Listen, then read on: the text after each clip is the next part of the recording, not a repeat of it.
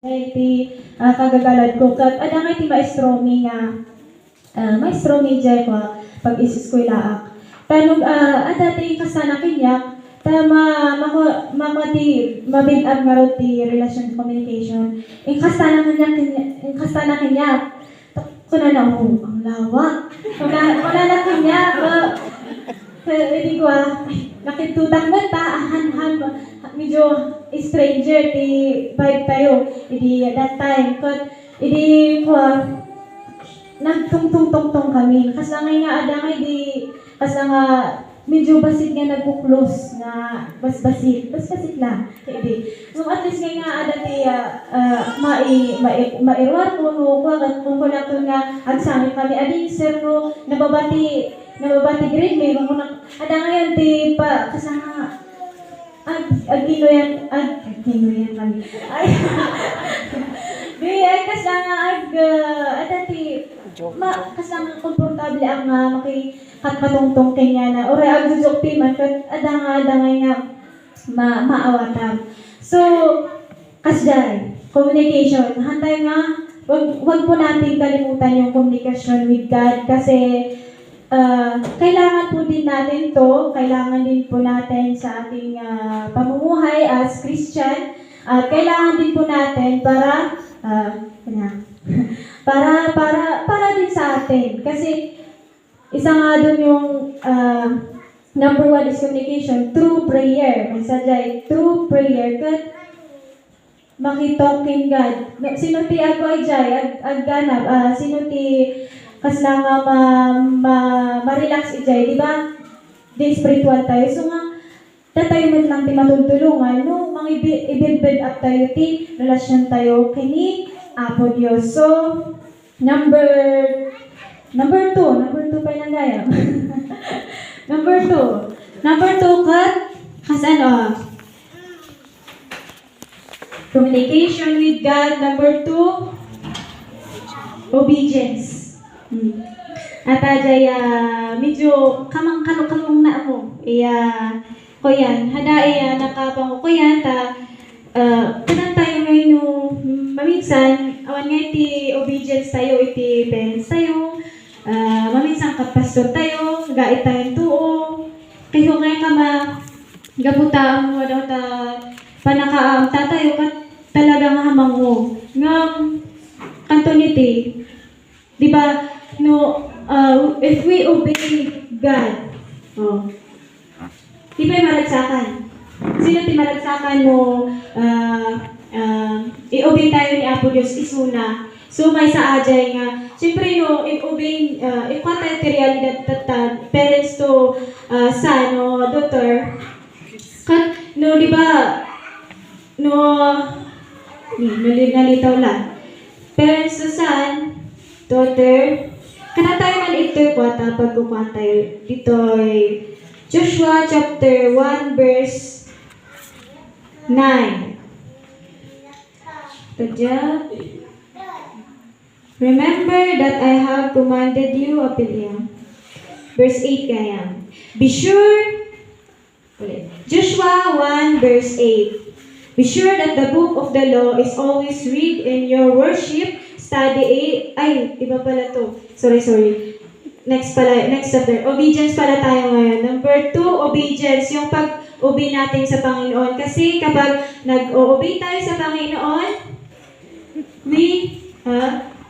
magiging closer pa yung itisting tayo di mother and daughter no ubi tayo parents tayo di ba yung mangyari di ba maragsakan parents tayo maragsakan nagjay parents tayo no ubi tayo suda uray ko na alam ajay ubi maragsakan da timan so kas naman ni Apo Diyos no yung ubi tayo suna ubi tayo isuna kat maragsakan ismet isuna kat talaga nga maragsakan kat kas nga may mayat nga kitkitan dito yung mga anak kung kunanan to ka so may sabay, dito gaya, sorry number 3 nga kailangan tayo kat dito'y pagbasa ng Biblia. Studying the Word of God. Abay nga, study tayo man iti Biblia, Biblia. Abay nga ta. Nga kanayon nga may ipaperimit ta. Well ta, adat ta di karakter ni Apo Diyos. Adat tuy, matlang jay, jay hana kay kayat. Adat tuy matlang day jay, dagi jay, sagsagot ay ano ba? Sagsagot ba jay? Ano day answer ti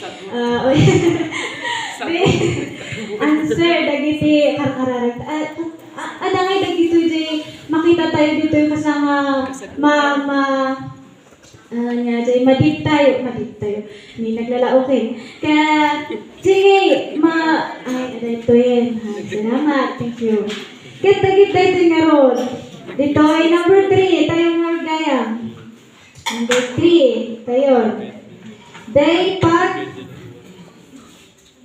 studying the Word of God. Ijay Salmo 119 verse, kita tayo ijay, kitan tayo. Psalm 119 verse 15. Ang tayo na ito eh.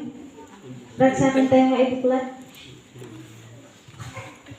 Salmo 119 verse 15. Muna na dito eh. I study your instructions, I examine your teaching. So, nagpaiso ito eh. Ararami. Ginagawa ba natin to o hindi? So, kadang tayo dito nga, makita tayo nga, study tayo di pag-aralan, study, addalan, ipadama ta, Word of God. So, ang manito ito nakaahalan na di ibabagak nga dito ay ada di karakter ni Apo Diyos.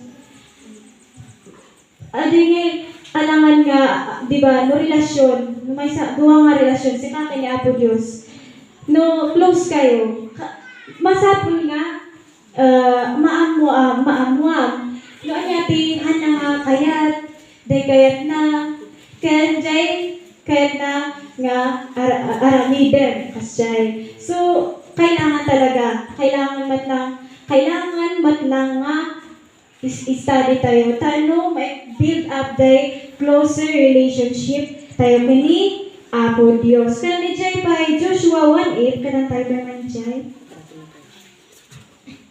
Joshua 1:8. Be sure dito yan. Ulit tayo man be sure that the book of the law is always read in your worship, study it day and night, and make sure that you obey everything written in it, then you will be prosperous and successful. Ada tayo in kwa na nga jay lalas na kuna na then you will be prosperous. Para kanya to yung matlanggayan nga jay. No, study tayo sa uti Apo para kanya to yung matlanggayan nga jay. Kasama nga, no, i-build up tayo relasyon tayo kanya Apo Diyos nga mas closer,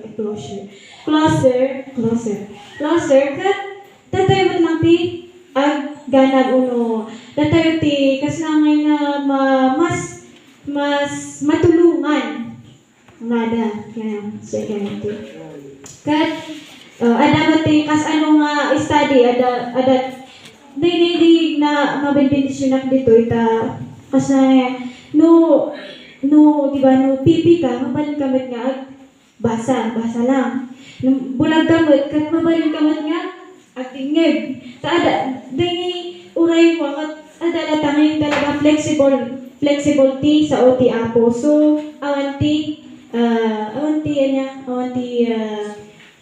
sumanib awanti kasangin nga mangharang awanti mangharang uray pipi ka kat mabalin ka nga basanit uray dingi ka kat mabalin ka nga anya pipi mabalin nga sign language damit adang hindi kasangin nga mabalin pa nga basaon talaga nga flexibility kuwagat awanti mangharang adati pipi, adati bingi, adala tanga mabalila tanga ma-study. Study ti sa oo iti apo. Kat, kasay. Ken, nalpasin di communication. Number 3 tayon. Ay, number 4, spending time with God. Dahito la. Dahito nga 1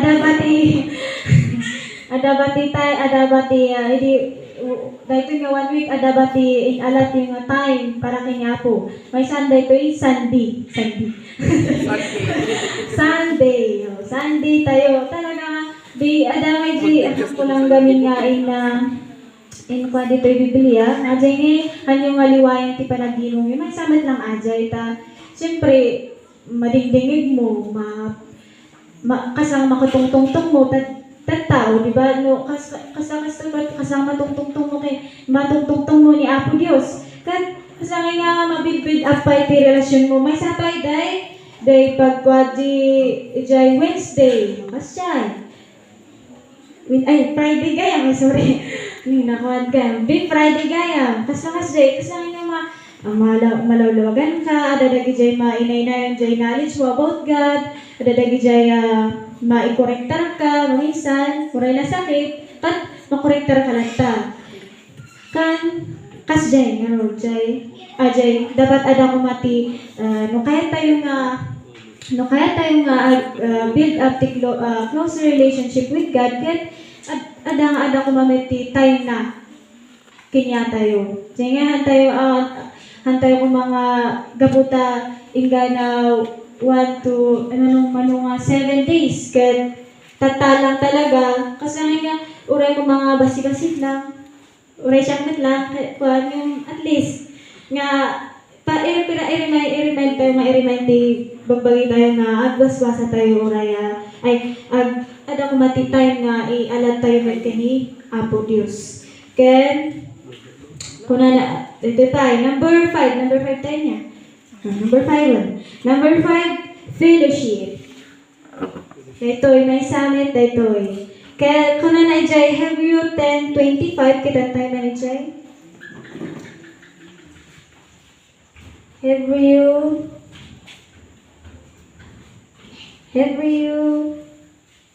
chapter 10 verse 25.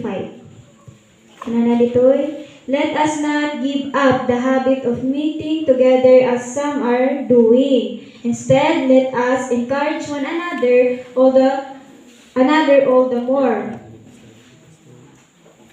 Some are doing. Instead, let us encourage one another all the more, since you see that the day of the Lord is nearer. So, dandanin ti imayan kanoni. Kanoni. Heso Kristo kat hantayo kanu nga i-give up jay habit nga jay pag kay sa tayo no fellowship kasakas jay no cup meeting makitungtungtong, makisistorya, kaslakas jay. At tayo mga iko ka, at least bilang. Ang inistorya tayo, kung kas lang nga, ada di testimony, madami di testimony, kas lang agpa binilig tayo, kaslakas jay. Matulungan man lang ajay nga, kas lang ma-build up pa iti relasyon tayo kini Apo Dios. Tapos, number 6. Number 6. If you have sinned, confess. May sa ato no maminsan namin ang basol tayo kababain. Mas langay nga, aglingod tayo na lang, tano ko handa tayo makikita ni Apo Diyos, han nga mailingdan ni Apo Diyos, dahil ako mati, panpanunutan tayo, agbasol tayo, unhanok kayo ni Apo Diyos, ang ating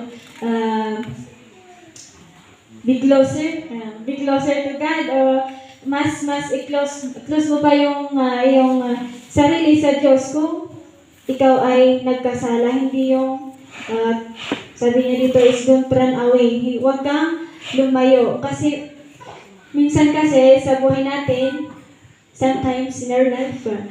At wala ko meron yung kapag nagkasala tayo we run away.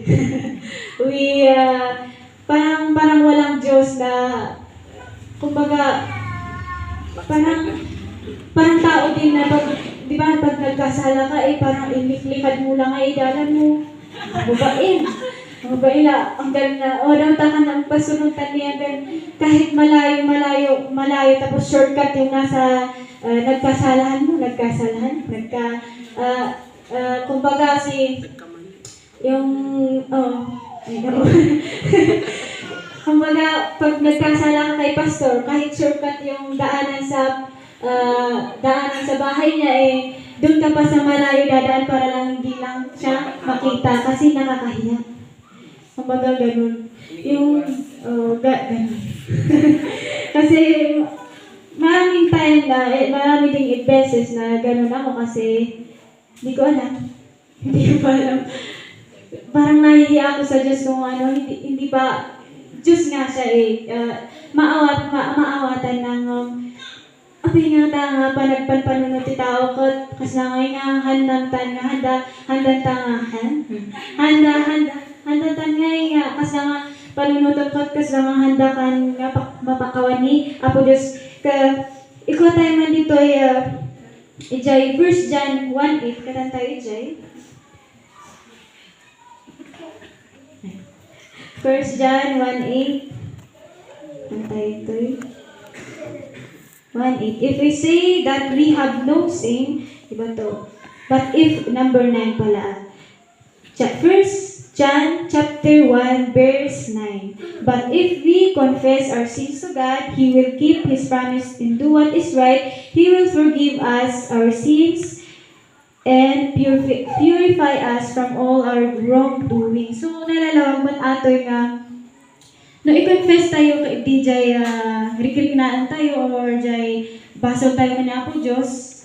Kasi na ngayon nga siyempre maawatan na Diyos isuna managayat kan managpakawan nga adamiti kuhan nga ibagbagang nga gaputan mapakanan kat apan kayo makisalasala ijay anya ijay kamkamyatan anya pay dagi jay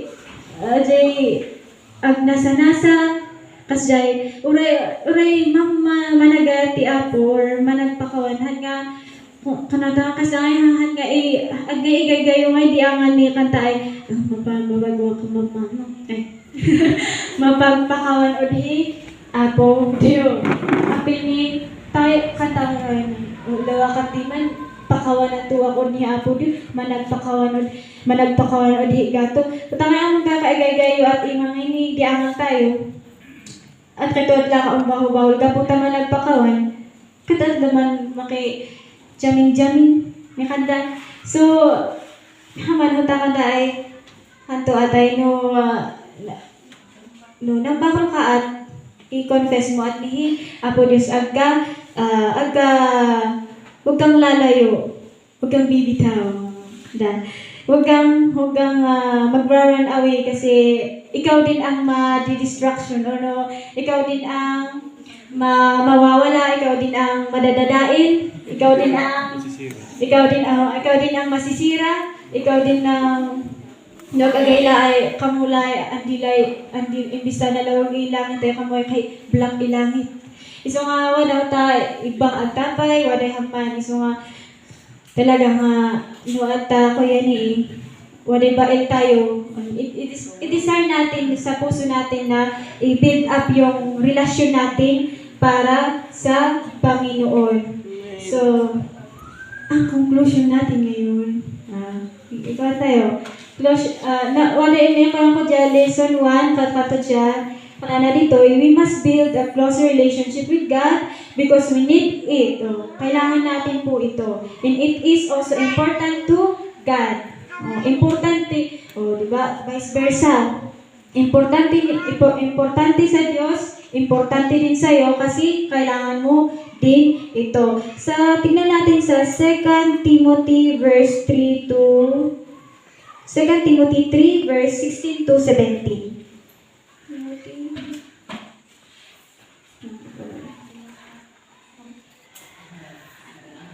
2 Timothy 3:16. Kuna na dito 16. All scripture is inspired by God, and is useful for teaching the truth, rebuking error, correcting faults, and giving instruction for right living. So, ito nalalagman ato na instruction. May sa nga kas ano nga ag-build up ti relasyon tayo kani Apo Diyos kan ajay pagbasa ng Biblia. So ato'y pagbasa tayo kas lang pagbasa na sa Biblia kas lang para din sa atin. Para din po sa atin, hindi para din sa spiritual, para din sa spiritual life natin, para din sa sabi niya dito correcting faults, rebuking error, o pagkorektar. Tapos, sabi niya pa dito, and giving instruction for right living. Instruction for right living. Para din po sa atin ito. Ipalakalanguyan mo naman. Para hindi tayo yamat lang, paragsakan tayo pa Apo Diyo, no, mang build up kasi close relationship niya Apo Diyos kan, para higato, para higa tayo, mas lalo higa tayo, kailangan tayo man build up ni closer apil ni relationship lang. Utaan di level to ni Handa, uta mas closer, uta intimate, uta kay deep na unig ni relasyon ni Apo Diyos Haman. Tapos, lesson 2. Conclusion niya. We must build a closer relationship with God in order for us to grow in spiritual life na naitingwa. John 15 verse 45. Ito ba tayo na bilan? John 15 verse 3 to 5. 4 to 5. So, remain united to me, and I will remain united to you. A branch cannot bear fruit by itself. It can do so only if it remains in the vine. In the same way, you cannot bear fruit unless you remain in me. I am the vine and you are the branches. Those who remain in me and I in them will bear much fruit, for you can do nothing without me. Also, Apo Heso Kristo, at tayo maliliwanan, relasyon tayo ni Apo Heso Kristo. Amen. So, halaman. Madadari Apo Diyos, so kuwato namin ni Dayo Gloria Panagyaman at iawat ang pastor.